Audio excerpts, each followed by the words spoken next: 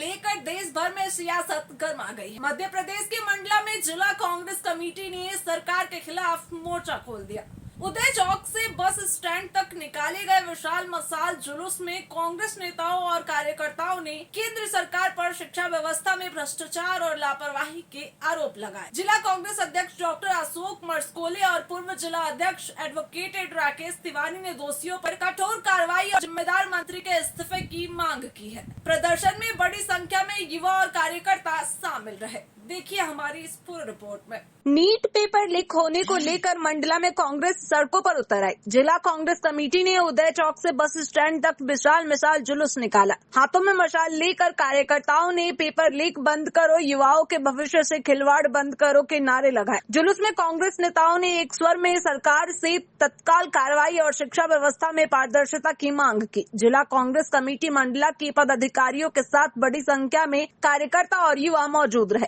NEET paper leak को लेकर मंडला में कांग्रेस का यह प्रदर्शन साफ संकेत दे रहा है कि युवाओं के मुद्दे पर सियासी संग्राम अभी और तेज होगा।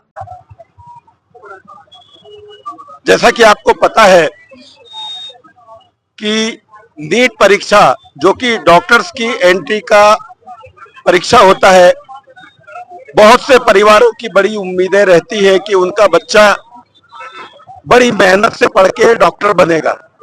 वो परीक्षा दे के आता है, कई जगह मिठाई बढ़ जाती है, सब लोग खुशियां मनाते हैं कि उनके पेपर अच्छे गए। 2 दिन बाद पता चलता है कि वो जो पेपर दिए हैं वो मार्केट में ओपन घूम रहा है। उसमें दलाली करने वाले जो लोग हैं वो पैसे लेके और दलाली किए हैं। परिणाम ये हुआ कि पेपर लीक होने से वो निरस्त हो गई। सीबीआई की जांच चल रही है। अब आश्चर्य बात है कि ये paper leak Bharatiya Janata party के एक नेता के माध्यम से राजस्थान में हुआ। और बड़ी बात यह हुई कि उसी के परिवार के पिछले सीजन में 4 लोग सिलेक्ट हुए हैं। हो सकता है वो भी पेपर लीक किए होंगे तब सिलेक्ट हुए होंगे। लेकिन अगर ये बात हुई है तो हम ये मान सकते हैं कि ये पेपर लीक सरकार है। इसकी पारदर्शिता, इसकी विश्वसनीयता कुछ भी नहीं बची है।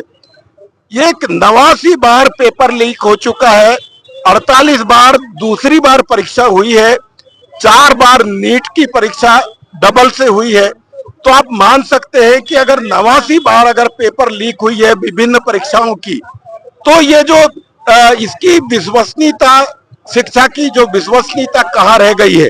सबसे बड़ी बात है कि इसमें कई बार सीबीआई की जांच हुई, लेकिन सिर्फ इतनी परीक्षाओं में 10 साल में सिर्फ एक व्यक्ति को गिरफ्तार किया गया है।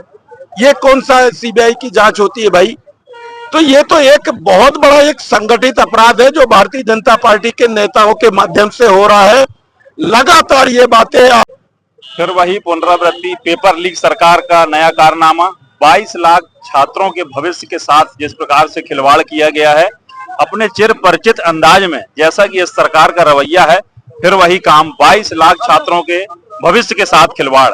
और तो और तारीफ की बात यह है कि जब पेपर लीक होता है, उसकी जांच होती है, तो उसमें यह पाया जाता है कि पेपर लीक में जो व्यक्ति शामिल है वो भी भाजपा का पदाधिकारी है। इससे ज्यादा शर्मनाक बात और कुछ नहीं हो सकती कि जो सरकार एक परीक्षा भी पारदर्शिता के साथ निष्पक्षता से नहीं करा सकती। ये उदाहरण है देश के सामने कि अब आप अंदाज लगा सकते हैं कि इस देश के चुनाव कैसे निष्पक्ष होते होंगे। जब इस परीक्षा भी अगर सरकार नहीं करा सकती निष्पक्ष, इसका पेपर लीक हो जाता है। बड़ी विडंबना है कि हमारे देश में मोदी जी बड़ी बड़ी बातें करते हैं और 89 बार पेपर लीक हुआ, इसीलिए इसको पेपर लीक सरकार कहा जाता है। ये बात बड़ी शर्मनाक है। इसी का आज हम विरोध कर रहे हैं। हम उन सारे छात्रों के साथ में हैं जिनके साथ में गलत हुआ है। आज बड़ी विडंबना यह है कि पेपर लीक होने के बाद जब उनके सपने टूटे, उनके सालों साल की मेहनत खराब हुई, तो छात्र आज आत्महत्या कर रहे हैं। इसका जिम्मेदार कौन है? इसका जिम्मेदार सीधे सीधे इस देश के प्रधानमंत्री हैं और इस देश के शिक्षा मंत्री हैं। अगर थोड़ी भी शर्म है, नैतिकता है, तो तत्काल प्रभाव से इस देश के शिक्षा मंत्री को इस्तीफा देना चाहिए।